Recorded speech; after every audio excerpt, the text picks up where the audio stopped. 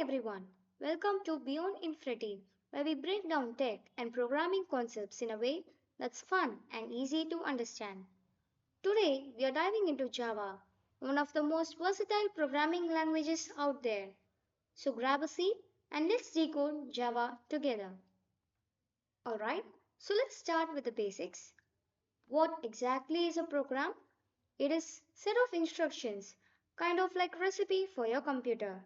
Just like every dish has a specific recipe, every program is to build to perform specific tasks, whether it's number crunching, data processing, or even running a website. Now, to write these recipes for computers, we need a programming language. Think of it as a bridge between humans and machines. Programming languages like Java let us give structural, logical commands that computers can execute. Next up, a little story. Java was born in 1990s at Sun Microsystems, initially called Oak and later renamed Java. Today, Java is a part of Oracle and continues to shape the tech world. So, what makes Java so special? And here's the deal, it's object oriented, which means it's great for modeling real world scenarios. It's platform independent. Write it once, run it anywhere. It's secure, reliable, and versatile, making it a good for everything from mobile apps to enterprise systems. So, why use Java over other languages?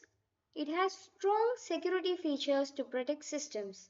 Its portability allows it to run on any platform without changes. Performance is efficient and reliable. A large community ensures plenty of support and resources. So, where is Java used in real world?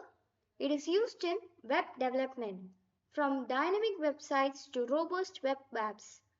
It is used in mobile apps, especially Android development. It's Java's playground. Server side development, providing backend systems for big organizations. That's a wrap on today's session. If you found this helpful, hit that like button, subscribe, and turn on the notifications to never miss an update from Beyond Infinity.